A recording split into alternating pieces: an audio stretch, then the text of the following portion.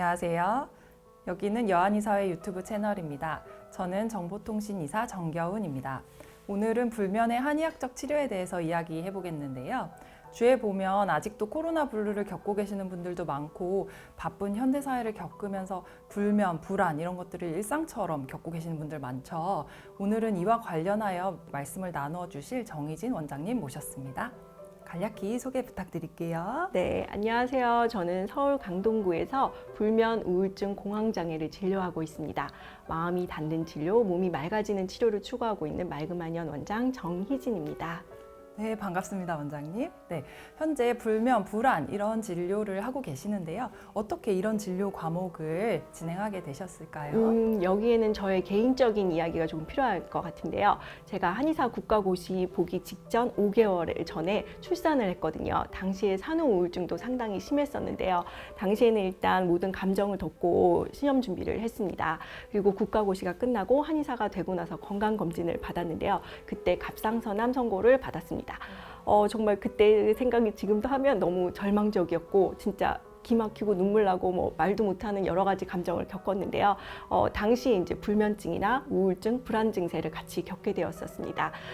그때 저에게 도움을 준 게 바로 한약이었어요. 네, 정말 힘든 시기를 겪으면서 소위 멘붕이 온 순간에 한약 치료로 큰 도움을 받으신 케이스네요. 네, 정말 제 인생이 무너지는 순간에 손을 잡아준 게 한약이었다고 해도 과언이 아닌데요. 저는 특히 이제 수면 장애와 그리고 우울감 면에서 한약의 도움을 많이 받았습니다.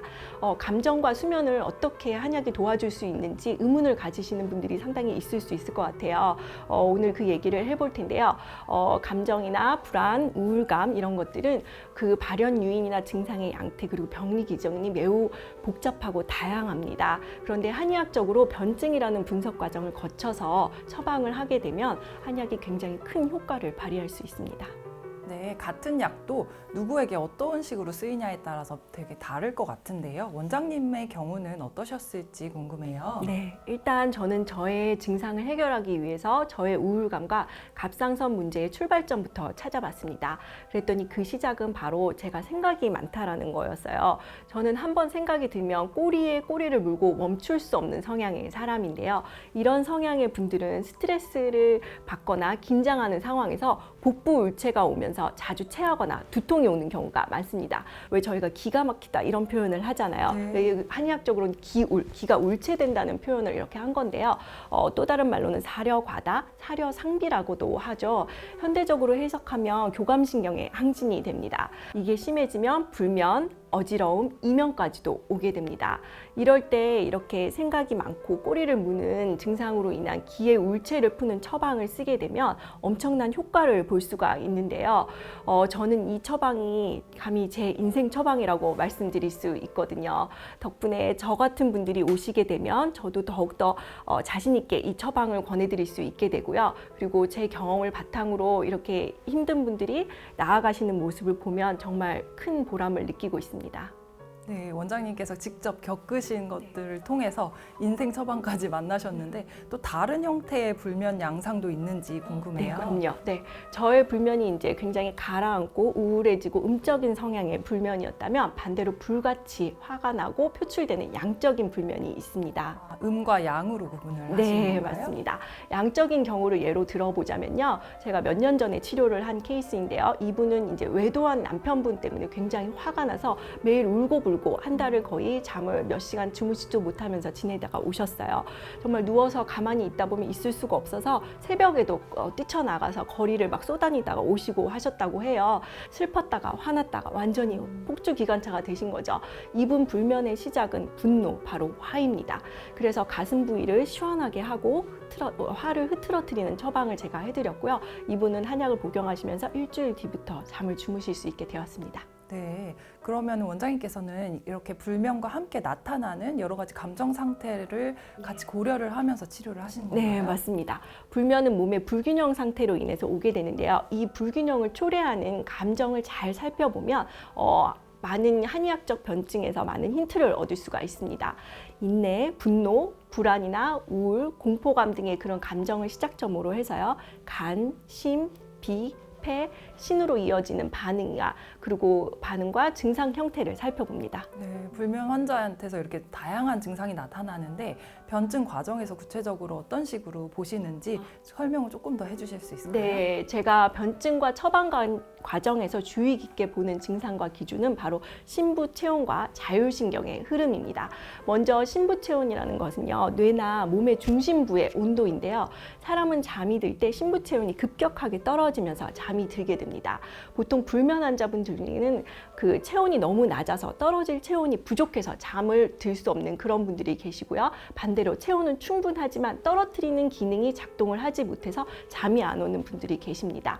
아까 말씀드린 저의 이야기와 그 화를 기반으로 한 환자분의 얘기를 연결시켜 보면요, 음양의 관점으로도 볼 수 있고 이렇게 신부 체온이 낮은 것과 높은 것이 유지되는 것으로도 연결을 시켜서 볼 수 있습니다. 네, 신부 체온을 결과적으로 정상화하는 것을 목표로 하고 치료를 하고 계시는 것 같은데, 그러면 또한 자율신경에 대해서 아까 말씀해 주셨는데 그거는 또 어떤 식으로 관련이 될 수 있을까요? 잠을 자기 위해서는 낮 시간 동안 항진되어 있던 교감신경은 누그러지고요. 부교감신경이 활성화되면서 몸이 이완되는 과정을 거쳐야 하는데요. 수면에 문제가 있는 분들은 교감신경이 계속 항진되어 있어서 부교감신경이 위로 올라오지 못해서 잠이 오지 않는 경향을 보여줍니다.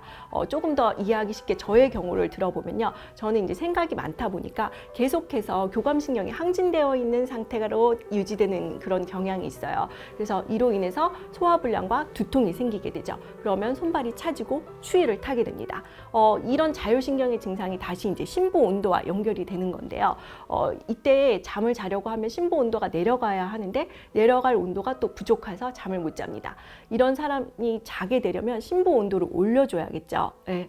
그런데 무작정 몸에 불을 지피는 약재들을 쓰는 건 의미가 없습니다. 왜냐하면 이 생각이 많음으로 인해서 오는 기의 울체가 풀어지지 않는 한 몸이 데워질 수가 없거든요. 그래서 울체를 푸는 한약과 데워주는 한약을 조화롭게 사용을 하게 됩니다.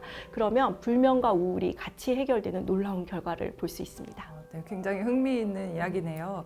한의학을 심신의학이라고 하는데 이게 이제 몸하고 마음을 같이 치료한다는 의미잖아요.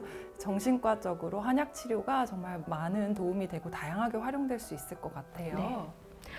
감정을 회복시켜서 몸을 회복시키게 되고요. 그리고 몸을 회복시켜서 다시 감정이 회복되는 그런 상승 효과가 한의학적 치료로 인해서 만들어질 수 있습니다.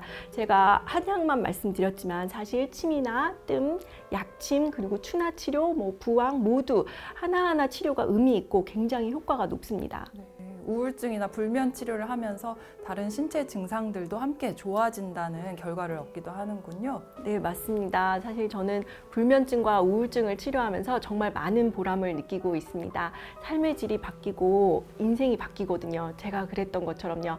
잠을 못 들고 있는 많은 분들과 그리고 우울감으로 고민하고 계시는 많은 분들이 한의학의 치료를 통해서 달라진 인생을 누리실 수 있었으면 좋겠습니다. 네, 불면 불안으로 지금 이 순간에도 고생을 하고 계시는 분들 많잖아요. 이런 분들이 꼭 한의원 치료를 경험해 보시기를 바랍니다. 좋은 말씀 해주신 정희진 원장님 감사합니다. 감사합니다. 지금까지 대한여한의사회 유튜브 채널이었습니다. 영상 재밌게 보셨다면 구독, 좋아요 부탁드립니다. 감사합니다.